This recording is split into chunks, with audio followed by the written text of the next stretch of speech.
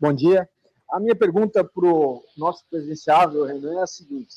Nós temos aí uma polarização desde 94 no Brasil, que antes tinha como protagonista o PSDB e o PT, e a partir de 2018, esse polo do PSDB foi assumido pelo PL, né, e ficou PL contra PT, disputando a eleição, essa polarização de 18 para cá, com Lula e Bolsonaro. A minha pergunta é a seguinte, nós já tivemos aí Ciro Gomes, Garotinho, Luiz Helena, Geraldo Alckmin, todos eles tentaram romper a polarização e não conseguiram fazer isso, né?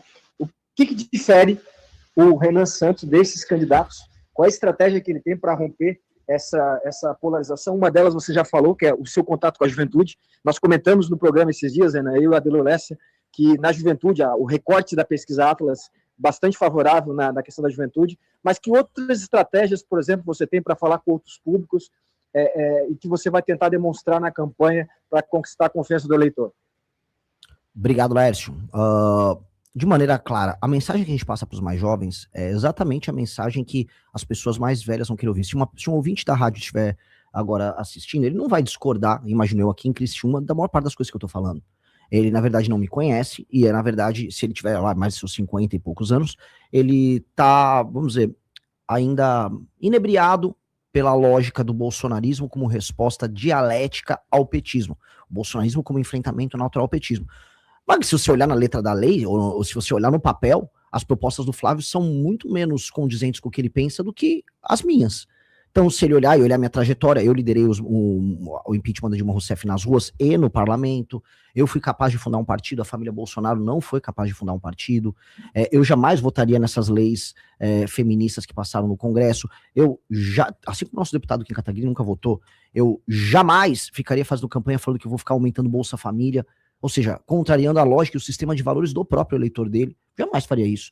Então, se esse eleitor conhece e passa a ser um pouco generoso, ele não tem motivo de discordar. E aí existem dois elementos, e a pergunta é muito boa, porque ela trata de dois momentos geracionais. O Fernando Henrique e o PSDB, eles representaram um processo de modernização de um país que tinha medo de falar que era de direita.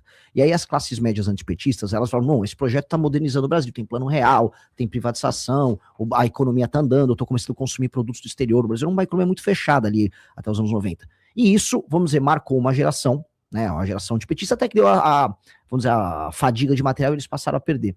O bolsonarismo representou outro momento, foi quando as pessoas antipetistas começaram a falar, este cara, ele representa meu sistema de valores, o Bolsonaro é literalmente eu. O Bolsonaro, ele fala que nem eu falo, ele tem a mesma religião que eu, por mais que o Bolsonaro não tenha religião nenhuma, o Bolsonaro defende a família, por mais que ele esteja na terceira família, o Bolsonaro, ele gosta de matar bandido, por mais que o governo dele não tenha passado nenhuma legislação que realmente prenda bandido, ou seja, as pessoas se identificaram ali com o Bolsonaro, e falaram, esse é o homem, eu vou com ele ali, e já está apresentando a fadiga de material também. Essa fadiga de material já está acontecendo. Nós representamos um outro momento, que é um momento otimista. Esse é o ponto que eu quero falar. Eu quero falar para todo mundo que, assim, as gerações mais novas estão olhando e falando, o futuro pode ser glorioso. O Brasil realmente pode ser uma das 5 maiores nações do mundo, e nós temos tudo para isso. E os problemas que a gente padece, eu pago imposto alto, a inflação, ela está sempre comendo um pedaço do meu salário, os juros são altíssimos no Brasil, andar na rua no Brasil é perigoso. Todos esses são problemas pequenos. Todos os problemas que o Brasil passa são muito, muito, muito pequenos. A pessoa fala, é impossível. O problema não é esse. O problema é a vontade de você resolver esses problemas.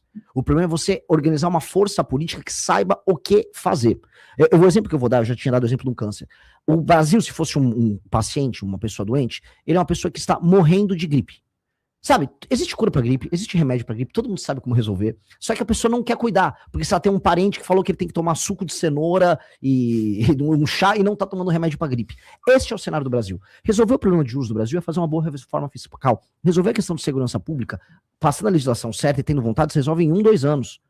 Resolver a questão da reforma administrativa dos estados e municípios para fazer eles serem autossustentáveis, como são aqui em Santa Catarina, a gente resolve em 3, 4 anos. É questão de resolver uma equação política. Isso é difícil. Que é resolver os jogos de poder que existem entre os estados, os municípios, o tal do Centrão. Hoje também tem o STF como um player. Este é o desafio. E nós estamos criando um projeto político inteiro devotado a resolver isso.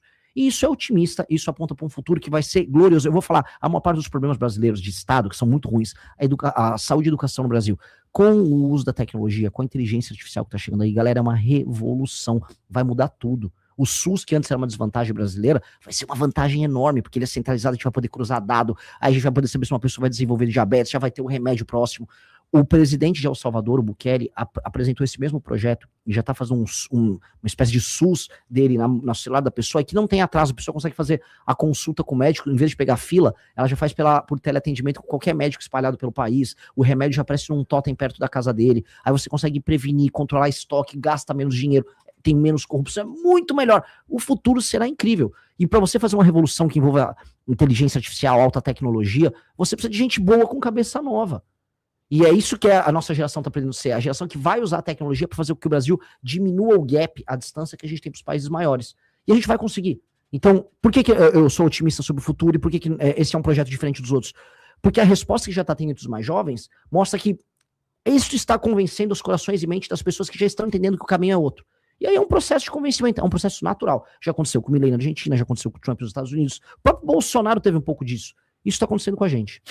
Se fala de reforma tributária, ela está sendo implantada, fala-se da reforma administrativa, reforma previdenciária, reforma política. O que você faria numa reforma política se fizesse a reforma política, se entendê-la necessária?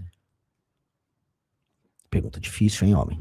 Pergunta difícil. Eu vou falar minhas duas posições sobre reforma política. Quando todo mundo fala em reforma política, vocês estão falando muito em modelo de votação. É distrital misto. Muitos vão nessas linhas. Pode ter mais partido, pode ter menos partido. Eu vou levar minha reforma política para outro campo, tá? Porque, por mais que eu falasse, Renan, qual a sua opinião? Eu gostaria de ter voto distrital misto de lista fechada, para não ter nem tiririca na lista. Mas isso é uma outra discussão, a gente pode, depois, se quiser abordar em outra pergunta, a gente faz. A principal parte de uma reforma política nossa é entender qual o problema político do Brasil. E o problema político do Brasil é o orçamento e as decisões políticas são concentradas na mão de gente que administra os piores estados e municípios do Brasil, e essas pessoas não têm nenhum compromisso com o resultado, e elas mandam mais do que as pessoas que têm compromisso com o resultado. Ponto. O que eu quero dizer, traduzindo o que eu falei, o presidente do Senado é do Amapá e o presidente da Câmara é da Paraíba. Eles não podiam estar nessa posição. Tem pessoas dos piores municípios, de regiões mais mal administradas no Brasil, no Tribunal de Contas da União, no STF. Alguns dos últimos nomeados, teve um cara do Piauí, que é o Cássio Nunes, e teve o Flávio Dino do Maranhão. Piauí e o Maranhão apresentam alguns dos piores índices de desenvolvimento humano. É como se eu pegasse para administrar um time de futebol, um técnico que acabou de ser rebaixado para a Série D. Não tem nenhum sentido eu botar um técnico na Série D na seleção brasileira, mas na política brasileira faz sentido. E como é que eu altero isso? Veja, o dinheiro dos catarinenses ele é tirado via impostos, ele vai para o governo federal, e aí ele, pelo fundo de participação dos estados, fundo de participação dos municípios, ele é enviado para municípios pouco funcionais em outros lugares do Brasil. Eu fui visitar esses lugares pouco funcionais. O IDH desses lugares, a atividade econômica não aumenta. E os governadores não têm nenhuma obrigação em fazer a arrecadação do estado aumentar. Ele só fica com o pires na mão, dando calote para o governo federal, ou esperando cair o dinheiro. Então, um governador, por exemplo, do Maranhão, ele não melhora a vida do maranhense. Ele só fica aguardando um paulista, um catarinense trabalhar mais para coletar mais impostos do governo federal e cair no cofre dele. Aí sabe o que acontece? Um salário de um professor no Maranhão, ou um salário de um policial no Maranhão, é mais alto do que um de São Paulo.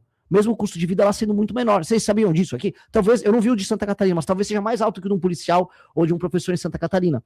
É justo se o dinheiro foi coletado aqui? Só que os índices educacionais, os índices de segurança pública nesses lugares são piores do que São Paulo e Maranhão.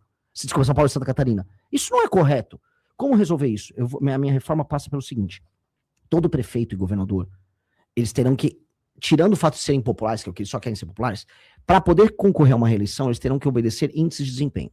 Então é assim, se você pegou o saneamento básico no seu estado, ele está em 15%, se você é um governador, você tem que entregar ele com 20%, no mínimo. Se é um prefeito, pegou com 10, tem que entregar com 20. Mesma coisa com saúde, mesma coisa com educação, mesma coisa com atividade econômica que tem que aumentar. Se você gera esse efeito, você ganha pontos. Se você ganha pontos, você pode concorrer à eleição, você pode receber emendas no teu município, e você pode, inclusive, fazer shows aí para as eleições, que é o que esses caras adoram.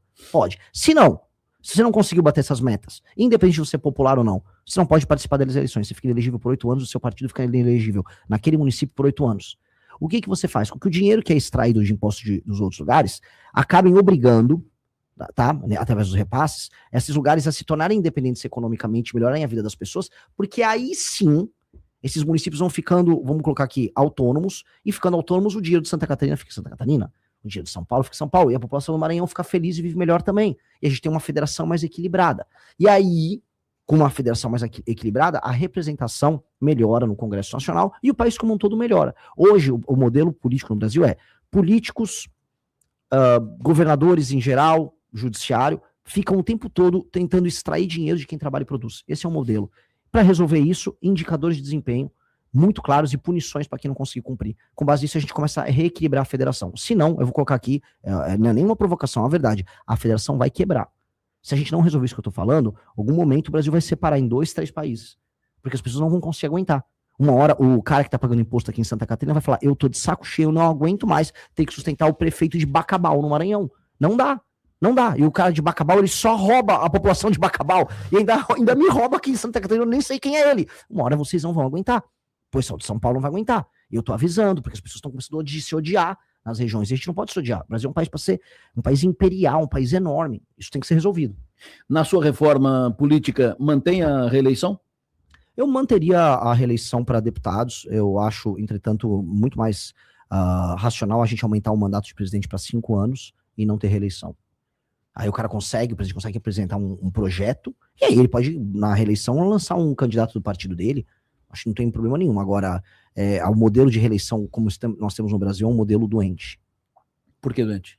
Porque os mandatos são construídos para apenas se reeleger. E aí você tem Já assume tratando a reeleição. Exato. E o terceiro ano de mandato já é campanha.